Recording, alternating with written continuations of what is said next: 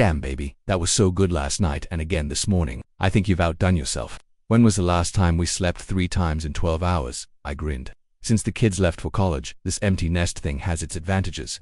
Amy snuggled up to me, and I hugged my wife of 20 years. I still miss the girls, but it feels so good to have this time with you again. The last 22 years flashed through my mind.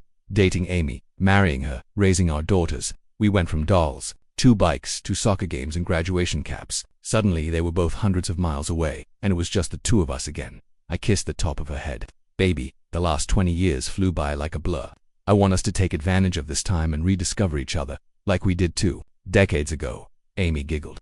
Well, we may not be newlyweds, but there's plenty we can do to keep the fire burning. I felt blissfully content as I stroked her hand, savoring the softness of her skin.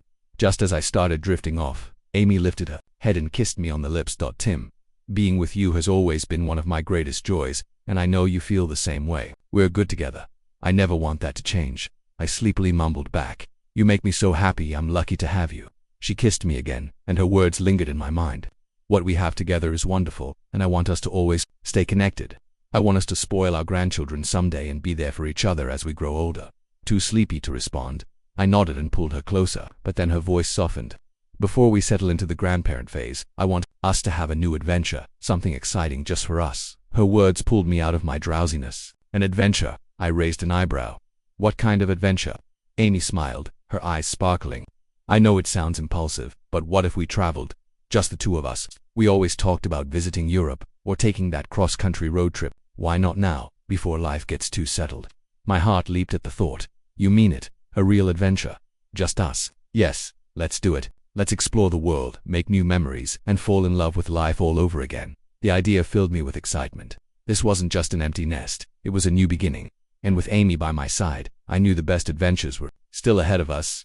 Amy looked down at the bed, her face a mixture of regret and fear. Yes, I made a mistake, but it doesn't mean I don't love you, Tim. Her voice cracked, but her words fell flat against the storm rising in his eyes. Tim turned away, his mind whirling. A mistake, Amy. This wasn't forgetting to pick up groceries. This was you. He stopped himself, shaking his head.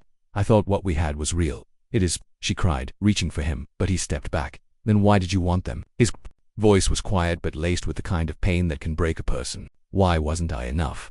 Amy's tears fell harder. It wasn't about them, it was about ... I don't know. Feeling free, feeling young again. It was stupid. I see that now. She took a deep breath. Please, Tim, don't let this ruin us. He stared at her for a long moment. You already did. The silence between them stretched, heavy and suffocating. Then the phone rang. Amy glanced at it, her face pale. Don't, Tim warned, but she answered anyway. Hello, her voice trembled. Whatever she heard on the other end made her go even paler. She hung up slowly. Who was it? Tim demanded it. It was Susan, she whispered. She said, ... She said Dan's missing. No one's seen him since this morning. The room went ice cold. Tim's eyes narrowed. What did you do, Amy? Nothing, I swear. She cried, but her voice lacked conviction. Tim stepped closer, his voice low and dangerous.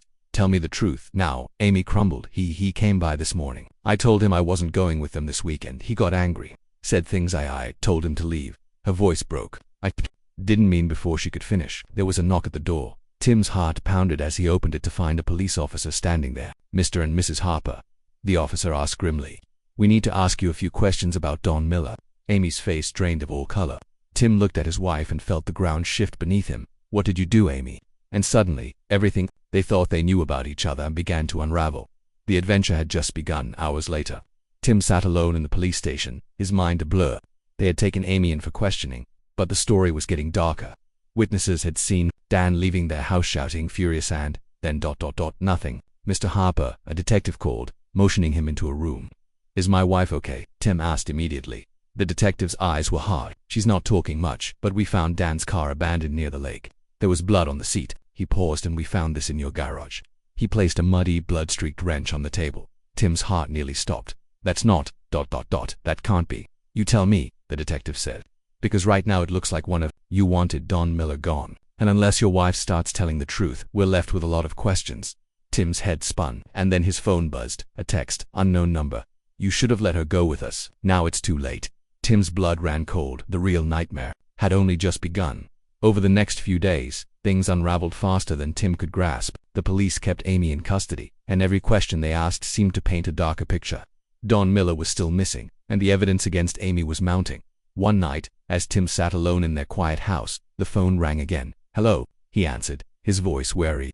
Susan's voice came through, low and frightened. "I think someone's following me." Either line went dead. Panic surged through Tim. He grabbed his keys and drove straight to Susan's house, only to find the front door ajar and the lights off. Inside, the place was ransacked. A single message was scrawled on the mirror in red lipstick. Too late. Tim's stomach twisted. He called the police, but as the hours passed, there was no sign of Susan. Then came another text. Unknown number. She knew too much. Desperation turned to rage. Tim started digging through everything he could find on Dan Miller, his connections, his past. And what he found shocked him. Don wasn't just some guy from work. He had a record assault, blackmail, and worse. And there were rumors he was involved in something bigger, something dangerous. Tim realized too late that this was no simple affair gone wrong. This was a trap, and Amy had walked right into it. But who had set it, and why? As he stared at the mirror's message, his phone buzzed one last time. Unknown number. Ready for your adventure, Tim. Tim couldn't sleep. The house felt too big, too empty without Amy's presence, and too dangerous with the weight of everything closing in. He sat at the kitchen table, staring at the messages on his phone, trying to make sense of the nightmare that had become his life. His thoughts were interrupted by the sound of breaking glass. He jumped up, heart racing, and grabbed the baseball bat from the closet. Moving slowly toward the noise, he found the back window shattered. The night air blew cold through the house. Then his phone buzzed. Unknown number. You shouldn't be alone, Tim. He spun around, but the house remained silent. The next morning, the police finally located Susan's car, abandoned in the same area as Dan's. Inside, they found her phone and purse, but no sign of Susan herself, and there was more blood. Tim was at his breaking point. Desperate, he went back to the police station and demanded answers.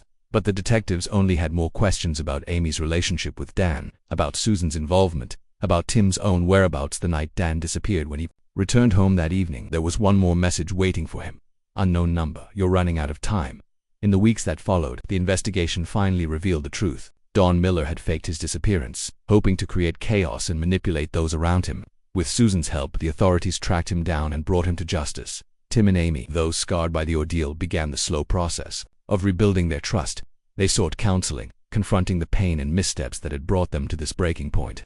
It wasn't easy, but their commitment to each other and their shared history gave them the strength to move forward. One sunny afternoon, as they sat on the deck overlooking the lake, Amy reached for Tim's hand. "I know I hurt you," she said softly, "but I promise I'll spend the rest of my life making it right." Tim squeezed her hand gently. "We've been through the worst, Amy, and we're still here. That means something." With time, love, and patience, they found their way back to each other. And as they watched the sun set over the water, they knew their greatest adventure had always been the life they built together. The end.